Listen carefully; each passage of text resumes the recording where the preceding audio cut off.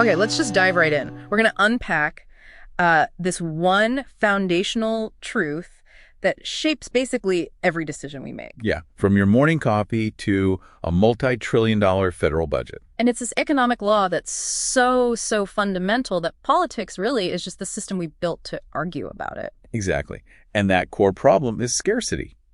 It's simple, really. Sure. Our resources, time, money, materials, they're finite. They're limited. But our wants are limitless. Virtually limitless. Yeah. So politics just becomes the messy, often loud mechanism for deciding who gets what. How do we allocate those scarce resources? Which brings us right to the mission. It's an idea from Thomas Sowell that's just so clarifying.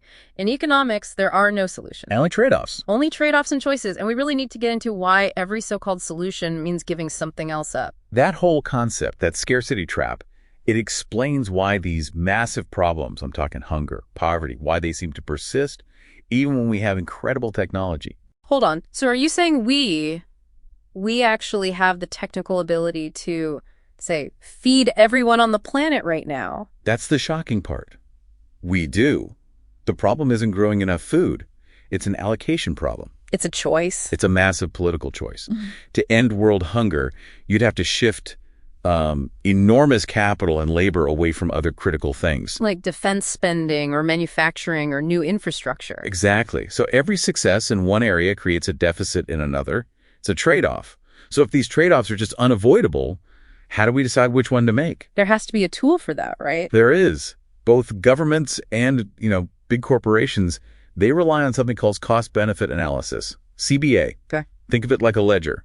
You list all the costs of an action on one side, and you weigh them against all the estimated benefits on the other. You're trying to maximize efficiency. So CBA is the ledger, but what's the concept that really quantifies the pain of that trade-off?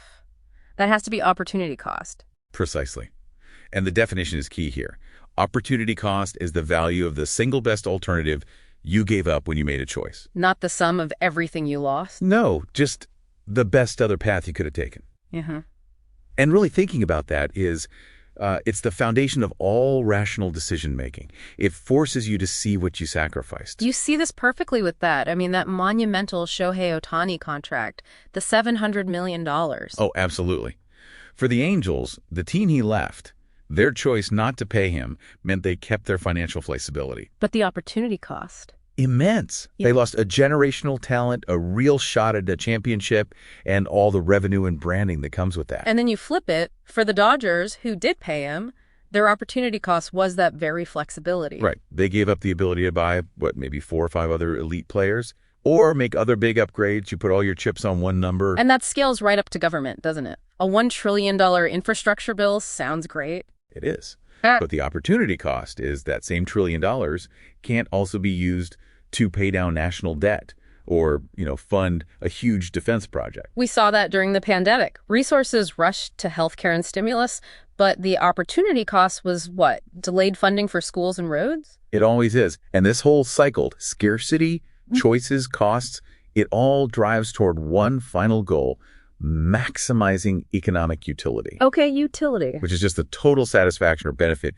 you get from a good or service. So let me see if I've got this straight. Scarcity is the problem we can't solve. Right. Cost-benefit analysis and opportunity costs are the tools we use to navigate it. Mm-hmm. And the goal, the end game, is to get the most utility possible, the most satisfaction for the lowest cost. That's the entire economic engine in a nutshell. Yeah. It confirms the journey isn't about finding some perfect answer that doesn't exist.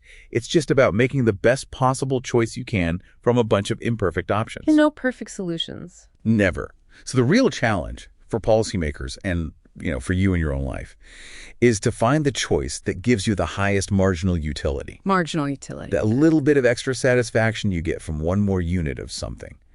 So here's the thought I want to leave you with. Yeah. In your most recent big decision, what did maximizing your utility really look like?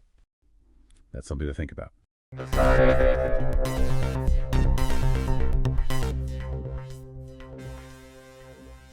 Program is The Active Center. It's created by David Sappe. Pronounced Seppi. Pronounced Seppi.